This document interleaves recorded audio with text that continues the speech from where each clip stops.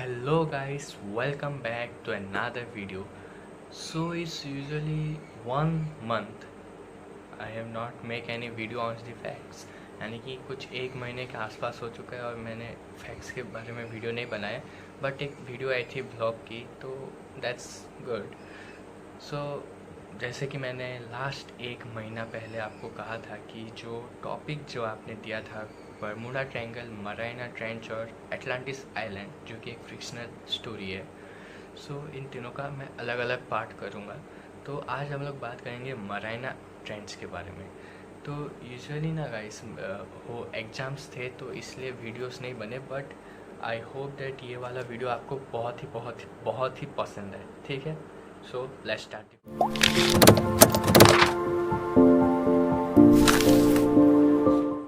मरायना trench और Marianas trench, ये जो जगह है ये लोकेटेड है वेस्टर्न पैसिफिक ओशियन, और मरायना आइलैंड जो आइलैंड है वो वहाँ से मरायना ट्रेंच 200 किलोमीटर दूर है, यानी 124 माइल्स।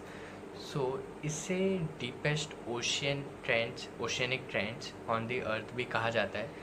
और इसकी जो एवोल्यूशन है, यानी जो टोटल डीपनेस है वो समथिंग वो 10,984 मीटर्स है, यानी कि 36,037 फीट, या हम कह सकते हैं 6,825 माइल्स नीचे है।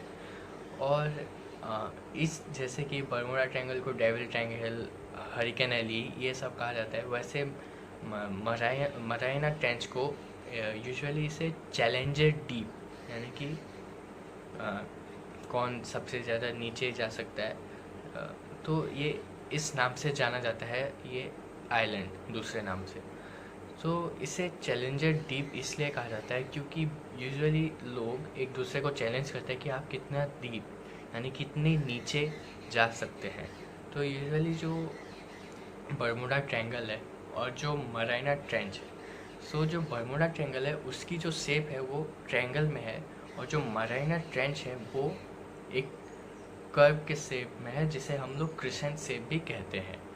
और ये जो क्रिसेंट शेप है, ये जो लेंथ है, तो उसकी मेजर्स समथिंग 2,550 किलोमीटर है उसका लेंथ, और विड्थ की बात करें तो वो 69 किलोमीटर है। अगर माइल्स में देखें तो वो 1,580 माइल्स और 43 माइल्स उसका विड्थ है, ठीक है।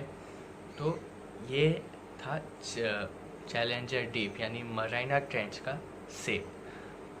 और इस मरायना ट्रेंच में अगर हम लोग माउंट एवरेस्ट को रखें, यानी कि जो स्पेस या जो लेंथ हाइट है मरायना ट्रेंच का, और कंपेयर करें अगर माउंट एवरेस्ट के हाइट को, तो दोनों के हाइट में जो डिफरेंस है वो तकरीबन 2 किलोमीटर का है। यानी अगर हम लोग माउंट एवरेस्ट को रख भी दें तब भी 2 किलोमीटर का डिफरेंस रह जाता है। यानी कि जो माउंट एवरेस्ट है, जो कि सबसे ऊंचा पहाड़ या सबसे ऊंचा माउंटेन है, वो भी एक ट्रेंच को, एक ओशियनिक ट्रेंच को कवर नहीं कर पाता, 2 किलोमीटर रह जाता है। मतलब आप सोच सकते हैं कि वो कितना डीप होगा।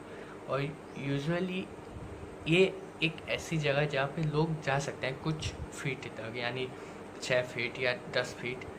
अभी तक तो जितना till today 10 feet is the highest, I think so, कि 10.08 मीटर फीट या मीटर 10.08 मीटर नीचे तक लास्ट, यानी कि सबसे हाईएस्ट गया हुआ है।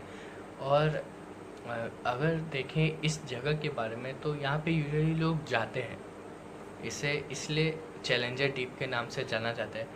और बरमूडा ट्रायंगल एक ऐसी जगह थी जहाँ पे मतलब बहुत सारे रहस्य हैं कि ऐसा क्यों होता है, क्यों वहाँ पे ही जाने से सब वैनिश हो जाता है, कि उस पॉइंट में, उस ट्रायंगल के लाइन को जैसे ही हम लोग टच करते हैं या कुछ भी करते हैं उस जगह से जाने से, तभी कुछ ऐसा ही क्यों होता है। तो इसलिए उस जगह पे साइंटिस्ट जो है वो ज़्यादा रिसर्च करते हैं। ऐसे स्ट्रेंज जगह पे, जैसे कि एक जगह थी एरिया 51 जो कि अभी तक एक रहस्य है। तो ये सब देखा जाता है। एक बात करते हैं मराइना ट्रेंच की, तो वहाँ पे तो लोग जाते हैं और कुछ फर्टिलिटीज़ वहाँ पे हुई नहीं है, तो इसलिए उस जगह पे ज़्यादा रिसर्च नहीं करते हैं। इसलिए जो मराइना ट्रेंच है उसके अगर बात करें फैक्ट्स की, तो वो यूजुअली बहुत ही कम फैक्ट्स हैं। गिनती में अगर देखी जाए तो 4-5 फैक्ट्स ही होंगे। और बरमोडा ट्रायंगल के जो फैक्ट्स थे वो बहुत ही इंटरेस्टिंग थे, और 5 क्या 50 से भी 100 से भी 500 से भी ज़्यादा फैक्ट्स होंगे उसके ऊपर।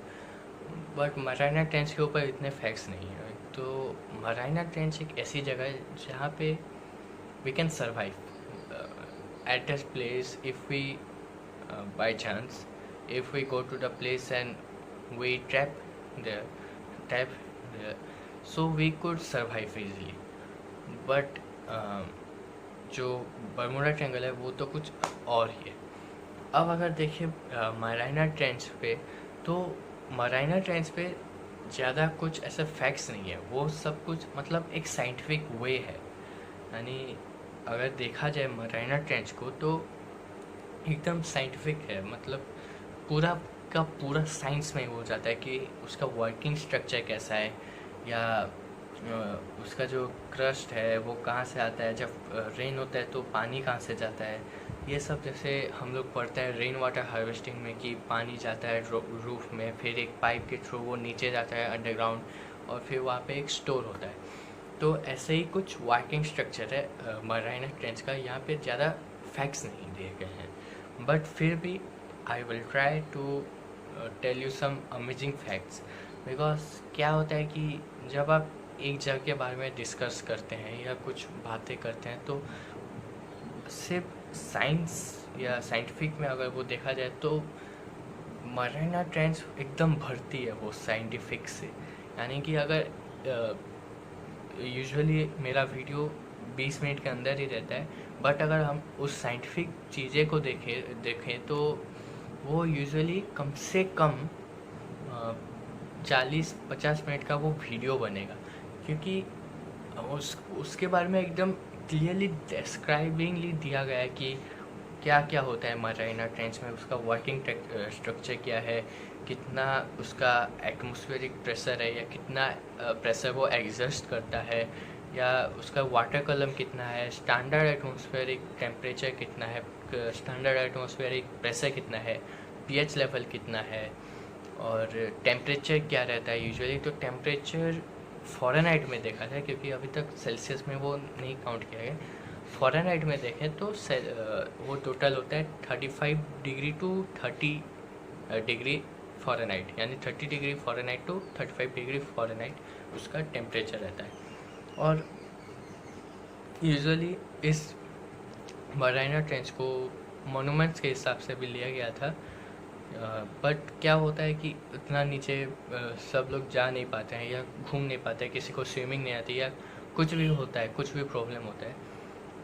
दैट्स वाई मराइना ट्रेंच को निकाल दिया गया था मोनूमेंट से, और जो 2009 में लिया गया था, और मराइना ट्रेंच को एस्टेब्लिश किया गया था यूनाइटेड स्टेट नेशनल मोनूमेंट्स के थ्रू।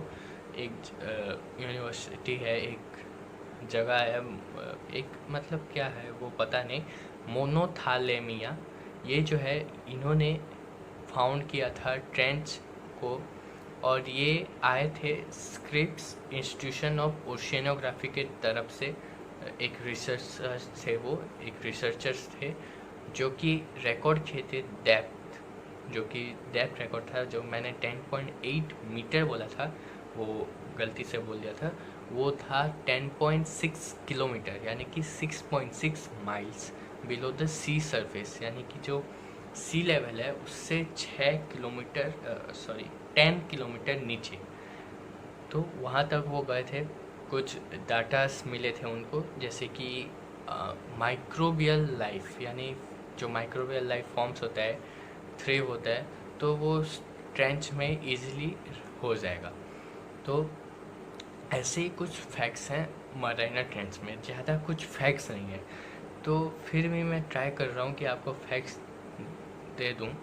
सो फिर अगर हम बात करते हैं इसको चैलेंजर डीप के नाम से क्यों जाना जाता है और क्या क्या होता है इसमें, इसलिए इसको चैलेंजर डीप के नाम से या कुछ भी कहते हैं, इसको चैलेंजर डीप ही क्यों कहा जाता है। तो 1951 में सॉरी 1877 नॉट 1951 1877 में एक पीटरमैन नाम का एक आदमी था, उसने अपने दोस्त को चैलेंज दिया था कि तू कितना नीचे जा सकता है पानी के, जो कि यूएसएस न्यूरो का एक कन्वर्टेड कॉलर रिकॉर्ड डेप्थ है, वो है 5269 फैथम्स, यानी कि 9600 एंड समथिंग लाइक 9636 मीटर्स और 31,614 फीट नीचे उन्होंने एक डेप्थ रिकॉर्ड किया था। और फिर उन्होंने अपने दोस्त को एक चैलेंज दिया कि तू वहाँ पे जा, कितना नीचे जा सकता है। तो वो गए, वो एक डेप्थ तक जा पाए जो कि था 1.2 किलोमीटर्स आई थिंक। हाँ, इस 1.2 और 0.9 किलोमीटर्स के अंदर था वो, उतना तक जा पाए थे। तब से उस जगह पे जब ये फर्स्ट चैलेंज किया गया था, फिर वहाँ पे और भी चैलेंजेस आते रहे, यानी 1951 में फिर एक और चैलेंज हुआ, 1957 में एक और चैलेंज आया, 1962 में एक और चैलेंज, 84 ऐसे करके करते करते लास्ट जो चैलेंज था, जो कि बात की थी हमने 2009 पे, जो कि हाईएस्ट था, आरवी किलो मोइना उनका नाम था, और वो गए थे 10.6 किलोमीटर नीचे। बस ये तो था, ये जो लास्ट चैलेंज हमने देखा था। फिर भी उसके बाद बहुत सारे चैलेंज हुए, जस्ट लाइक 2011 को एक चैलेंज हुआ था अमेरिकन जियोफिजिकल यूनियन के तरफ से यूएस नेवी को, और फिर मराइना ट्रेंच पे 2012 को भी एक चैलेंज हुआ था, जो कि एक वाशिंगटन यूनिवर्सिटी और एक उर्स होल ओशियनोग्राफिक इंस्टीट्यूशन दोनों के कुछ रिसर्चर्स गए थे और उन्होंने डिस्क्राइब किया था वाटर साइकिल के बारे में। ऐसे ही बहुत सारे फैक्ट्स होते हैं, मतलब इतने फैक्ट्स होते हैं हर एक आइलैंड की अगर या एक टॉपिक की बात करें तो ये सारे फैक्ट्स होते हैं, और यूजुअली इस जगह पे इतने ही फैक्ट्स हैं, मतलब इससे ज़्यादा फैक्ट्स भी नहीं है। या देखा जाए वर्किंग स्ट्रक्चर का तो साइंस में वो पूरा चला जाता है कि क्या क्या होता है वहाँ पे, क्या किया जाता है, क्या उसका वर्किंग स्ट्रक्चर होता है, इस क्रॉस सेक्शन स्केच उसका कैसे बनाया गया था मराइना आर्क का। तो ये जो था, ये जो है, ये क्रॉस सेक्शन स्केच है मराइना आर्क यानी कि मराइना ट्रेंच का। और साथ ही साथ ये जो है, ये एक सैटेलाइट व्यू है मराइना ट्रेंच का, जो कि हम सैटेलाइट के थ्रू पे एक फ़ोटो क्लिक की गई थी मराइना ट्रेंच का। तो आप देख सकते हैं एक एकदम क्रिस्टन शेप का है, कर्व साइड का। तो ये मराइना ट्रेंच है। अब बात करते हैं बस फैक्ट्स की। तो मराइना ट्रेंच में इतने ही फैक्ट्स हैं, और बाकी अगर आप फैक्ट्स जानना चाहते हैं मराइना ट्रेंच के बारे में तो आपको साइंस पढ़नी पड़ेगी, कम से कम ग्रेजुएशन लेवल तक, क्योंकि उसका जो वर्किंग स्ट्रक्चर है या जो अप्लायंसेस हैं या जो उसके काम करने का तरीका है, वो सब का जो टर्म्स जो मेन होते हैं, जो टर्म्स वो जो है, वो अगर हम देखें तो वो टोटली हमारे क्लास का तो बिल्कुल भी नहीं है। आप ग्रेजुएट करेंगे या तब के टाइम का वो सब है, यानी कि तब आप वो टर्म्स को समझ पाएंगे कि क्या होता है, हाँ ये ऐसा होता है वैसा होता है। तो इसलिए मराइना ट्रेंच के ऊपर कुछ भी ऐसा फैक्ट्स नहीं है, बस साइंटिफिक भी अगर हम देखें तो सिर्फ साइंस ही है उसमें, not the facts. So that's the मराइना trench. तो मराना ट्रेंड्स तो हमने जान लिया। कैसी लगी आपको वीडियो ज़रूर कमेंट्स में बताएं। और कमेंट्स में मैं आपको पूछ रहा हूँ, आप ये भी बताएं कि आपको नेक्स्ट टॉपिक में कौन सा वीडियो चाहिए। यानी कि एटलांटिस आइलैंड तो है, उसके बाद आप हमें बोले कमेंट सेक्शन में कि आपको क्या देखना है नेक्स्ट वीडियो में। आप हमें बताएं कि क्या फैक्ट्स, आपको किस फैक्ट्स के बारे में आपको जानना है, और सब कुछ कमेंट्स करें। वीडियो अच्छी लगी तो लाइक करें, और नहीं अच्छी लगी तब भी लाइक करें। चैनल को सब्सक्राइब करें, बेल आइकन दबाना बिल्कुल ना भूलिएगा, और बेल आइकन दबाने से आपको लेटेस्ट नोटिफिकेशन मिलते रहेंगी। So that's all for today guys. आपको कैसा लगा ज़रूर बताएं, और कमेंट सेक्शन में ये भी बताएं कि नेक्स्ट टॉपिक क्या है, क्या चाहते हैं आप नेक्स्ट टॉपिक फैक्ट्स के ऊपर। So that's all for today guys. Thank you and have a nice day.